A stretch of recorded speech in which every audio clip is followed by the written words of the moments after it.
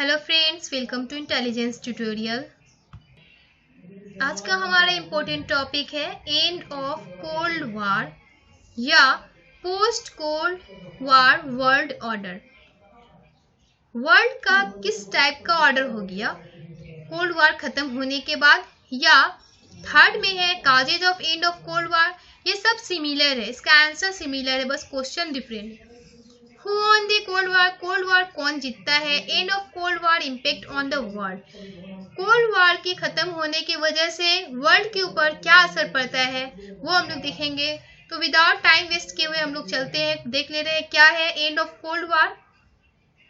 Cold war 1945 में शुरू हुआ और 1990 में खत्म हो जाता है, और इन 1945 से लेके 1990 के दरमियान बहुत सारा कुछ पॉलिसीज यूएसएसआर अडेप्ट करता है, जिसके वजह से एंड होता है कोल्ड वॉर। कोल्ड वॉर है क्या? कोल्ड वॉर एक एग्जिस्टेंस है रिलेशन, एक ऐसा रिलेशन है जो दुश्मनी के ऊपर टिका हुआ है, कोई दोस्ती वाला रिलेशन नहीं है, और एक स्ट्रेंथ है, तनाव सा है जो यूएसए एंड यूएसएसआर के दरमियान है। यूएसए एंड यूएसएसआर के दरमियान कोल्ड वॉर शुरू रहता है और उन्हीं के दरमियान फिर खत्म होता है। तो इस कोल्ड वॉर में जीतता कौन है? क्या यूएसए जीतता है या यूएसएसआर जीतता है?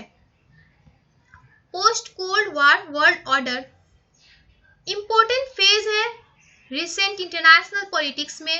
इंटरनेशनल पॉलिटिक्स में अगर अभी हम लोग देखें तो ये फेज जो था 1945 से लेके 1990 तक कोल्ड वॉर का बहुत ही इंपॉर्टेंट फेज था। वॉर जो है वो आइडियोलॉजिकल एंड पॉलिटिकल डिफरेंसेस बताता है, और वॉर इसलिए हुआ था क्योंकि यूएसए एंड यूएसएसआर के दरमियान आइडियोलॉजिकल एंड पॉलिटिकल डिफरेंसेस था जो रिस्पॉन्सिबल होते हैं बाइपोलर नेचर के लिए वर्ल्ड ऑर्डर में। अब बाइपोलर क्या है? जब वर्ल्ड में दो सुपर पावर रहेंगे, उनके अलावा और सुपर पावर नजर नहीं आ रहे थे, इसलिए जो है वर्ल्ड क्या हुआ, दो सुपर पावर में डिवाइड हो चुका था, तो इसलिए ये बाइपोलर हो गया। टू सुपर पावर थे, टू सुपर पावर में हम लोग देखेंगे कि यूएसए एंड यूएसएसआर, और ये यूएसए एंड यूएसएसआर बिहेव कर रहे थे एक सेपरेट पोल की तरह। अब सेपरेट पोल की तरह वो तो बिहेव कर रहे थे, और साथ ही साथ वो कंट्रोडिक्ट भी कर रहे थे हर इशूज पर। ऑलमोस्ट एवरी इशूज जो थे सब पे लड़ रहे थे। क्यों लड़ रहे थे? इसका मेन रीजन ये था कि यूएसए चाहते थे कि यूएसएसआर को कमजोर कर दे, और यूएसएसआर यूएसए को कमजोर करना चाहते थे। तो ये दोनों एक दूसरे को चाहते थे कि कमजोर कर दे, वीक कर दे, ताकि वो एक सुपर पावर बन जाए।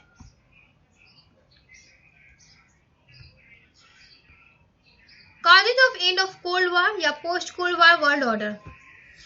असल में एंड ऑफ कोल्ड वॉर खत्म होने की बहुत सारी निशानी है, इसमें से एक इम्पोर्टेंट निशानी जो है या साइन जो ये भी है। गॉर्बेचेव ने क्या था?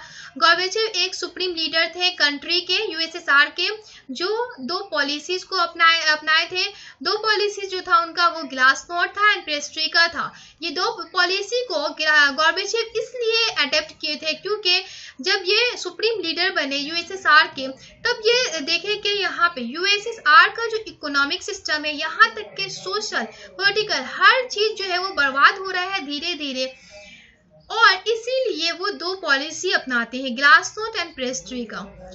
ग्लासनोस्ट में क्या रहता है कि ओपन ईयर यहाँ पे है, मतलब कि पीपल्स के पास ये राइट होगा कि पीपल्स जो है वो कोई भी पॉलिटिक्स अगर कोई लीडर बनकर आ रहे हैं तो उसके काम को क्रिटिसाइज कर सकते हैं, जबकि इससे पहले यूएसएसआर की हिस्ट्री में इससे पहले पीपल्स के पास राइट दिया ही नहीं गया था बोलने के लिए, या कुछ भी वो अपना थॉट पेश नहीं कर सकते थे। लेकिन गॉर्बेचेव के आने की वजह से पीपल्स के पास ये राइट हुआ कि वो ओपन ईयर, मतलब कि वो बोल सकते थे, क्रिटिसाइज कर सकते थे गवर्नमेंट के पॉलिसीज को। पेस्ट्रिका ये था गॉर्बेचेव अपनाए थे ताकि इकोनॉमिक को रिफॉर्म किया जाए, यूएसएसआर के इकोनॉमिक को रिफॉर्म करने के लिए ये पेस्ट्रिका को अपनाए थे। तो ये भी एक causes of end of cold war है, क्योंकि जो गॉर्बेचेव आए तो वो अपना इंटरेस्ट हटा दिए ये कोल्ड वॉर से, और उनका ये मानना था कि अगर कोल्ड वॉर से वो हटेंगे तभी ओपन ईयर होगा और इकोनॉमिक रिफॉर्म्स होगा।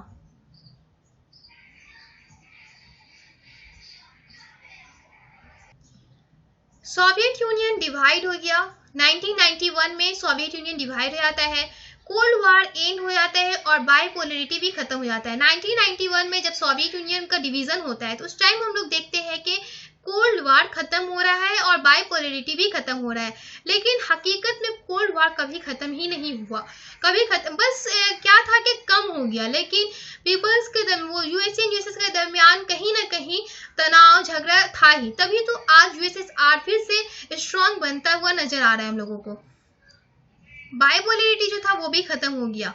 रशियन फेडरेशन सक्सेसर के तौर पे काम किया, जो सोवियत यूनियन डिवाइड हो गया था उसमें से ही रशियन फेडरेशन एक है, जो रशियन फेडरेशन जो है वो एक सक्सेसर जैसा काम किया, सक्सेसफुल बनाया किसको, सोवियत यूनियन को इंटरनेशनल कम्युनिटी के जरिए, जो देता है रशियन फेडरेशन देता है permanent seat UN security council में, किसको देता है, सोवियत यूनियन को देता है, या यूएसएसआर को देता है परमानेंट सीट सिक्योरिटी काउंसिल में।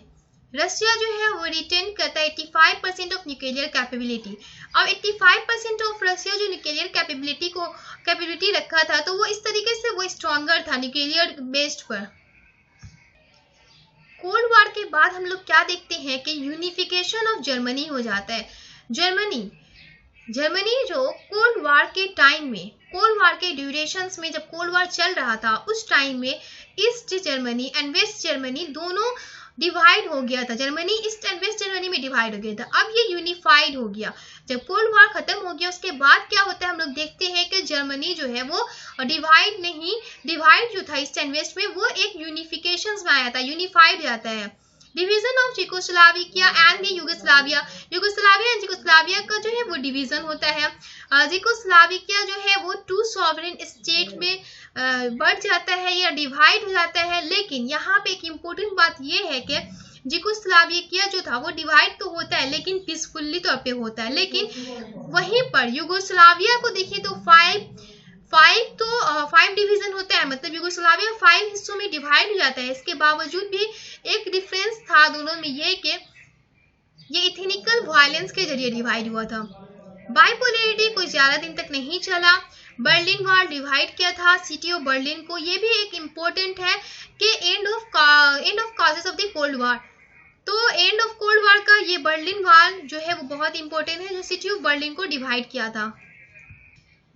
15 सॉवरेन स्टेट क्रिएट होते हैं सोवियत यूनियन से। सोवियत यूनियन जो रहता है वो 15 स्टेट्स में डिवाइड हो जाता है। शुरू में हम लोग देखते हैं कि ये एक न्यू एरा की तरह नजर आता है। जब कोल्ड वार खत्म हो जाता है उसके बाद एक नया एरा की शुरुआत होती है, बिगनिंग होती है, और ये रहता है, ये एरा जो रहता है ये एरा क्या रहता है, कोऑपरेशंस का रहता है, फ्रेंडशिप का रहता है, कंट्रीज एडजस्टिंग कर रहते हैं न्यू वर्ल्ड ऑर्डर में।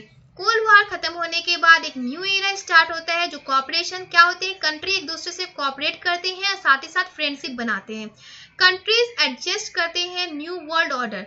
जो कोल्ड वार खत्म होने के बाद जो वर्ल्ड का ऑर्डर था उसके साथ कंट्री एडजस्ट करते हैं, जो बहुत ही डिफरेंट था, जो 40 साल या 45 साल से चलता हुआ कोल्ड वार जो आ रहा था उससे बहुत ही डिफरेंट था। यहाँ एक क्वेश्चन आता है कि what is nature of new world order. New world order का नेचर कैसा था, तो यूएसए हम लोग देखते हैं कि इमर्ज होने लगता है या यूएसए ऑन कर जाता है इस लड़ाई में, कोल्ड वार में, और ओनली सुपर पावर की तरह दिखने लगता है।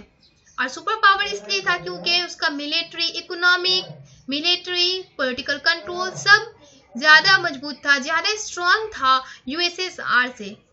इसलिए अब वर्ल्ड बाइपोलर नहीं बल्कि यूनिपोलर वर्ल्ड बन जाता है।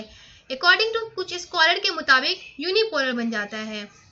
बाइपोलरिटी रिप्लेस्ड हो गया यूनिपोलरिटी में, मतलब कि जब शुरू में देखते हैं हम लोग यूएसए एंड यूएसएसआर वर्ल्ड में नजर आते हैं, लेकिन बाद में क्या होता है कि जब कोल्ड वार खत्म हो जाता है, जब यूएसए वॉन कर जाता है कोल्ड वार को, तो यूनिपोलरिटी हो जाता है। और फिर एक क्वेश्चन आता है, क्या वर्ल्ड स्ट्रिक्टली तौर पे यूनिपोलर है, क्या यूनिपोलर ही रहेगा या यूनिपोलर था रियलिटी में। एंड ऑफ फर्स्ट डिकेड जब हम लोग देखते हैं 21st सेंचुरी में, शुरू में जब कोल्ड वार खत्म हुआ उस टाइम पे हम लोग देखते हैं कि हाँ यूएसए स्ट्रॉन्गर है और यूनिपोलर हो गया है, वो सुपर पावर हो गया है, वर्ल्ड यूनिपोलर में डिवाइड हो गया है। लेकिन जब 21st सेंचुरी का 21st सेंचुरी का 10 साल जब खत्म होता है तो उस वक्त हम लोग देखते हैं, क्वेश्चन उठता है कि क्या वर्ल्ड जो है वो यूनिपोलर है, वर्ल्ड का नेचर यूनिपोलर है या नहीं। तो आज हम लोग को ये आंसर मिला है कि वर्ल्ड यूनिपोलर नहीं है, क्योंकि टुडे हम लोग कुछ बहुत सारे पावर इंटरनेशनल ऑर्डर में जो चैलेंज कर सकते हैं यूएसए के सुपीरियरिटी को, जैसे कि चाइना का जो मिलिट्री है बहुत ही स्ट्रांग है, सेकेंड स्ट्रांगेस्ट वर्ल्ड में माना जाता है, इसलिए चाइना के पास अभी पावर है कि यूएस को हमने कर सकते हैं वो चैलेंज। और सिर्फ चाइना को ही नहीं बल्कि दूसरे कंट्री और भी हैं जो स्ट्रॉन्गर नजर आ रहे हैं अभी वर्ल्ड में। तो वो चाइना तो परमानेंट मेंबर्स थे ही यूएन सिक्योरिटी काउंसिल के, और न्यूक्लियर वेपन स्टेट भी माने जाते हैं। इसके अलावा यूरोपियन यूनियन भी एक स्ट्रॉन्गर नजर आ रहे हैं वर्ल्ड लेवल पे, वर्ल्ड ऑर्डर में। रशिया भी, शुरू में क्या हुआ, कोल्ड वॉर तो खत्म हो गया 1990 में या 1991 में, उस टाइम रशिया पीछे हट गया, लेकिन अभी हम लोग देखेंगे तो रशिया इमर्ज हो रहा है इकोनॉमिक लार्जेस्ट कंट्री के तौर पे।